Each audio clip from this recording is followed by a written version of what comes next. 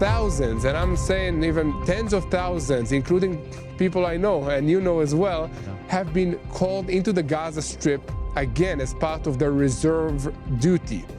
Mandatory fighters are not allowed to go home because of the heightened security alerts surrounding the Gaza Strip. So this is very serious, and I think that Hamas should take it serious as well. Hamas is threatening to put a halt to hostage releases as part of its shaky ceasefire deal with Israel. President Trump says that all hell could break loose if the hostages are not released. But what are Israeli officials saying? Could we see a new Israeli offensive against Hamas terrorists in Gaza? Joining us now from just outside Jerusalem to break it down is our TBN Israel correspondent Yair Pinto, co-host of Boots on the Ground, seen right here on TBN every Thursday night at 9:30 p.m. Eastern Time. Yair, always great to see you, my friend. And what do you think? Look, if Hamas sticks to this threat and they do not release hostages this coming weekend, will the IDF be forced to go back into Gaza and to hit Hamas hard and send a message? Well, Eric, let me explain the situation on the ground at this very moment. After Hamas said that the ceasefire is frozen, basically on hold because of unstated Israeli violations, Netanyahu said, okay, if you do not release the hostages, all of them, by Saturday at noon, all the gloves are off and we're back into hostilities. And he's not just saying that. The entire military, the IDF, and this is including the Air Force, the Navy, the ground forces, and the tanks unit are all prepared. And when I'm saying prepared, I mean that tanks are mobilized around the Gaza Strip and ready to enter in full force to resume the operation to dismantle Hamas completely. The Air Force has already hundreds of targets that are picked in order to strike immediately once they get the order that they can do that. And the Navy has also an operational plan to conduct the offensive against Hamas. This is the situation, so it's more than just vague threats. Yeah. Thousands, and I'm saying even tens of thousands, including people I know and you know as well, have been called into the Gaza Strip again as part of their reserve duty.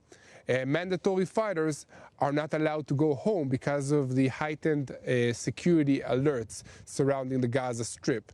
So this is very serious, and I think that Hamas should take it serious as well. Yeah, this is no doubt very serious, Yair, as you said. And look, you've been on the ground in Gaza as a member of the Israel Defense Forces reserves. Hamas obviously has been hit and hit very hard since October 7th, Yair.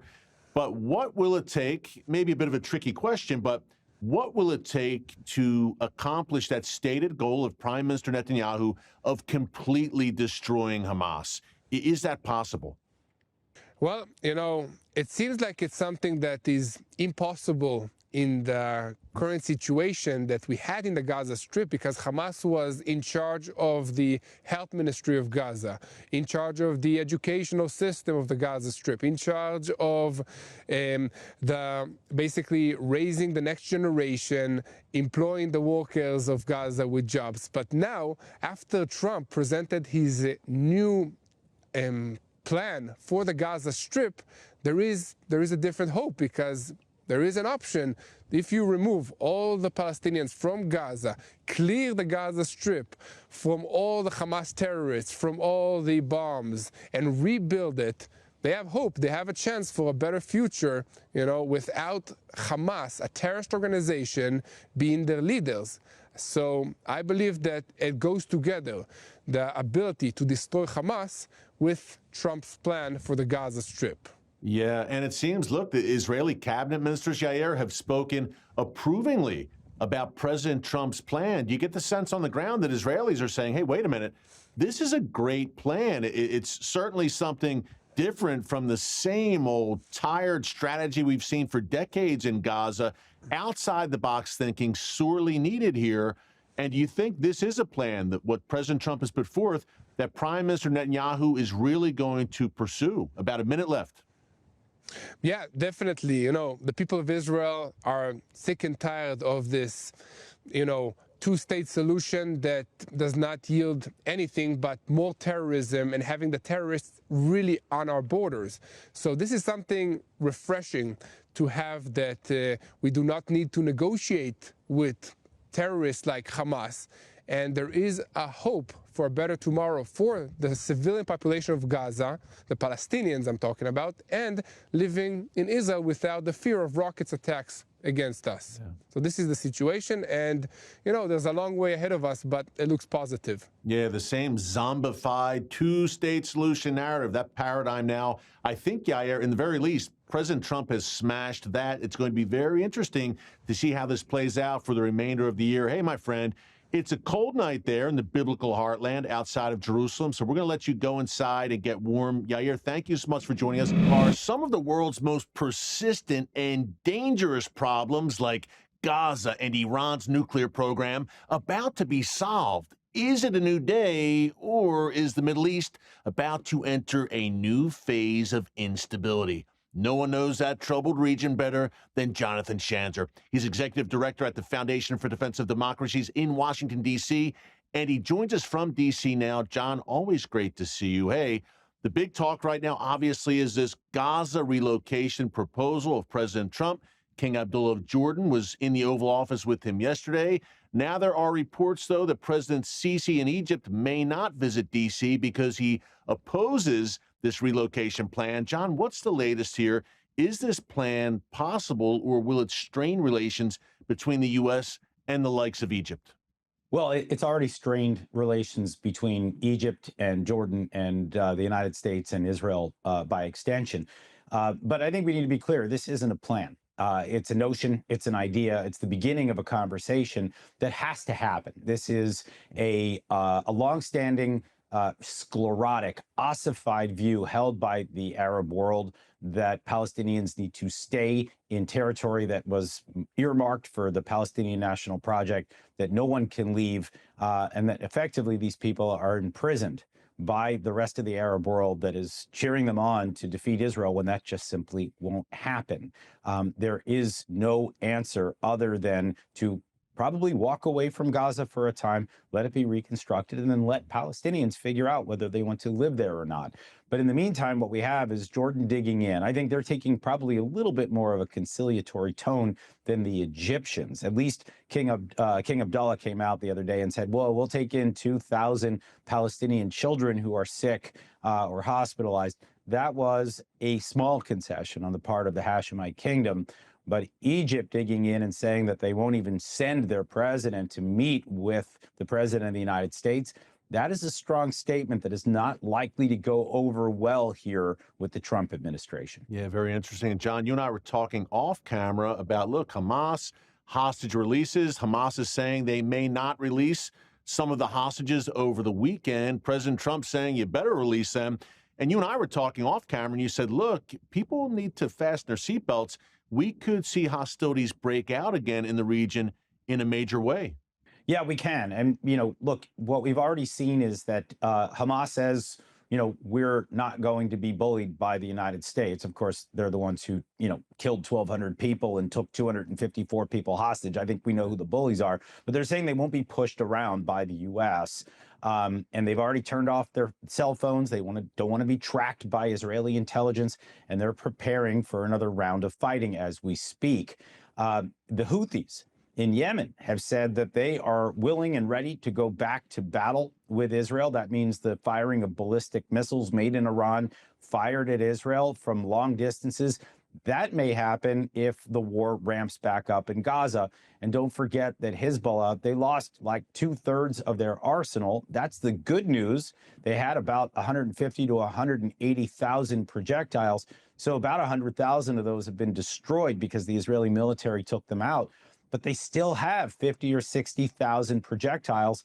They can shoot at Israel if they want to from northern Lebanon. And that doesn't even get into what's going on in Iraq. They got these Shiite militias that could fire missiles at Israel or American servicemen, as they've done in the past. And we just don't even know what the new regime in Syria will do if war re-erupts. This new leader, Abu Muhammad al-Jolani, former al-Qaeda, right, says that he doesn't have a beef with Israel, but he's al-Qaeda at the end of the day. So when I look out at the region right now, if we see this war kick back into high gear, there is the potential for that multi-front scenario that we were watching just a few short months ago.